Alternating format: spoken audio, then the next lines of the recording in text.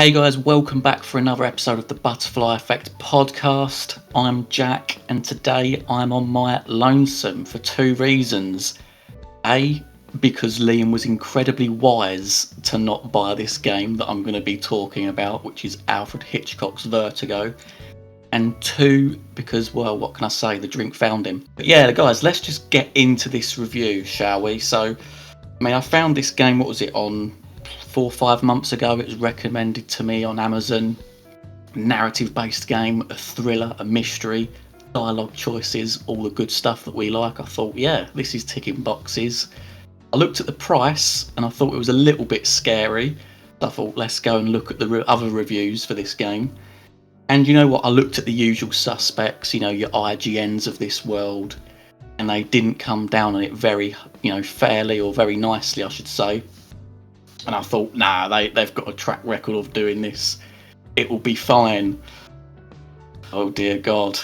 No, I think as this review will prove, they were absolutely spot on the money. But who knows? Maybe I'll feel a little bit better about it come the end of this video. We'll see. Okay, so you know what? Let's start with the pros. So you know what? I'll give you the story premise. It's about this guy called Ed who has a car accident. And he believes that it results in the death of his daughter and his wife. And he also has some unresolved childhood trauma involving his dad. So ultimately a therapist comes and visits him, and then the plot goes on from there. And you know what? To be fair to it, the plot isn't actually that bad. What I will say is that, I'm not really a Hitchcock fan, but apparently this game isn't really based on Alfred Hitchcock's Vertigo. It's a bit of a mishmash and a little bit of creative license from Pendulo Studios.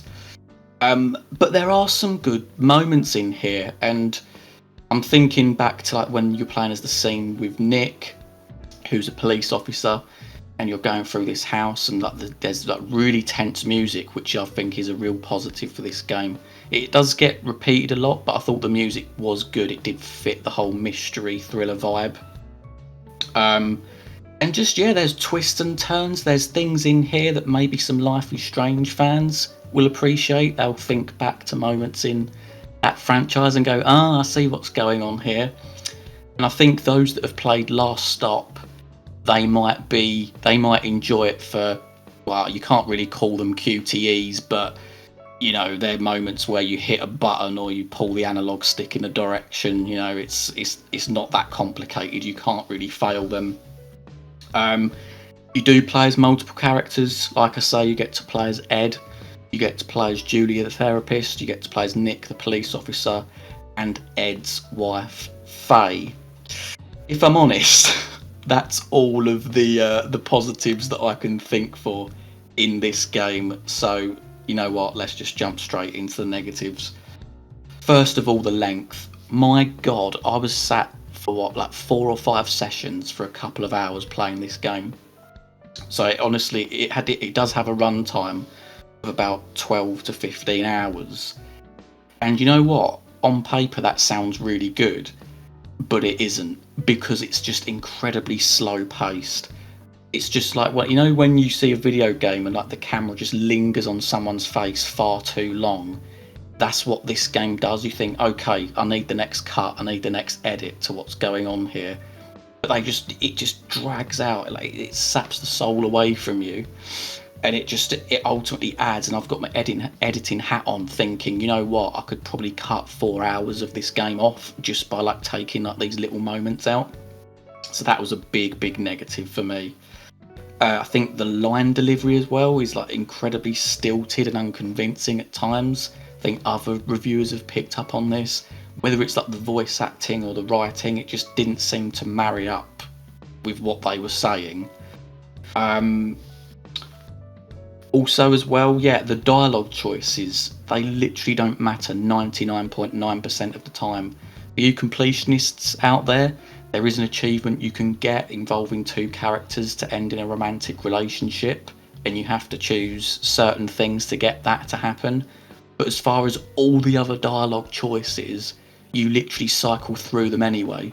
So it's not like, you know, picking one and that's it, and you've got to live with that consequence. You literally cycle through all of them, and it just makes these dialogue scenes so prolonged and dragged out that you're then relieved, like when you can actually get up and move around, you know. Also, as well, coming, you know, again, we're sticking with choices, far too linear. I feel like it's such a missed opportunity. There was, obviously, I won't go into spoilers, but there's points in this plot where I thought it would be brilliant if there was a choice here. It would be so, so good, but they didn't take the opportunity. Think if this game had, like, I don't know, maybe an extra year in development or something like that, they really could have got a tune out of it. But as was the case, it's not. It's linear, and you will play you'll play through it once, and you won't want to touch it again.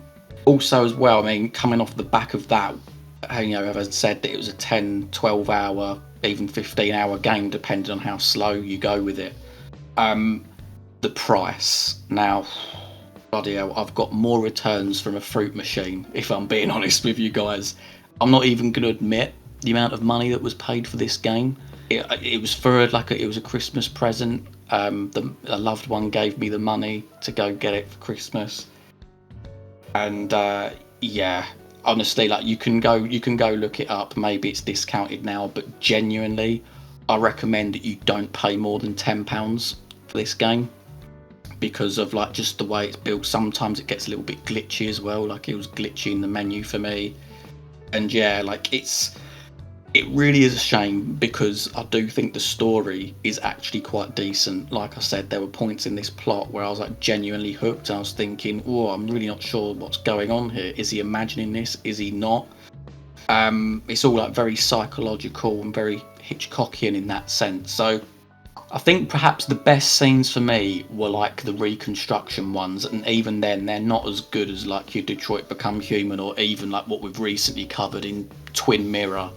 But they do, in terms of like coming into the plot, that you think, oh, actually stuff's going on that you didn't expect, because you do play through the scene twice in a way.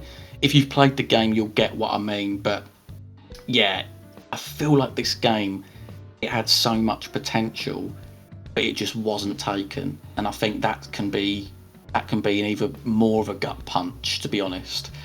But obviously, if you have seen this review and maybe you disagree, do let us know in the comments what you think. Like I say, I'm not going to be touching this game again, to be honest.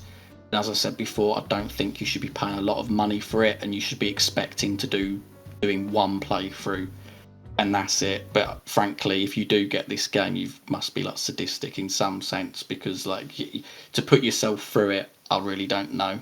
So yeah, a bit of a downer, this one, this review. But there we go. That's Alfred Hitchcock's Vertigo, guys. Hope you enjoyed the video, and I'll see you next time.